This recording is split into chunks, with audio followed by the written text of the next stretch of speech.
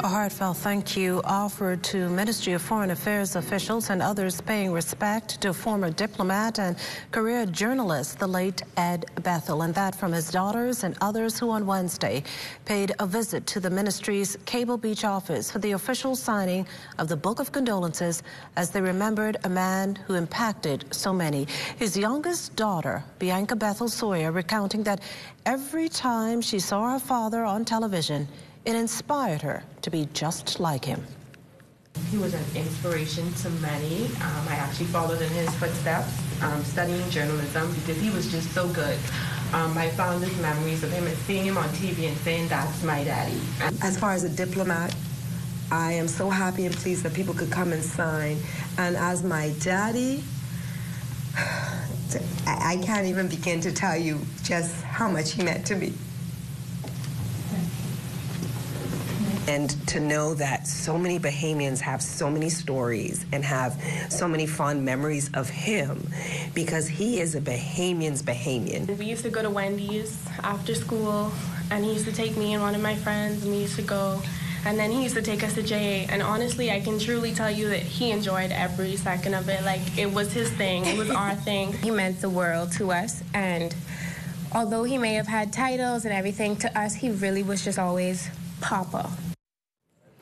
While the Governor General, government ministers and executives here at ZNS among those paying respects to the late Eldred Ed Bethel Thursday. Among those signing the Book of Condolences, Foreign Affairs Minister, the Honorable Fred Mitchell, who says Bethel served with distinction as the Consul General to New York, the High Commissioner to the Court of St. James, London, and as a non-resident ambassador to a number of countries in Europe, including Sweden.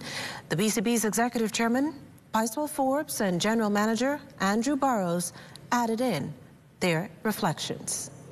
In New York, he was particularly beloved by the Bahamian community.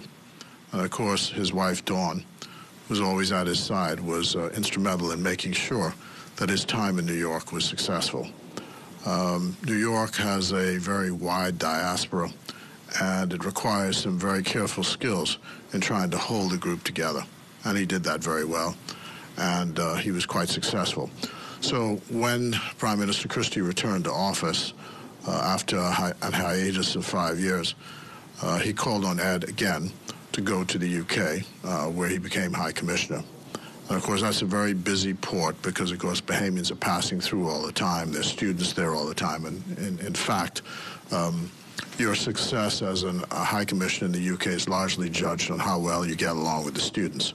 And of course, again, he and Dawn were an item for students, very successful in their work there. And he would have been, in my view, the Dean of the Diplomatic Corps. He poured into all of us, highly respected. When he had presence, when he entered the room, everyone looked around. Mr. Bethel has arrived.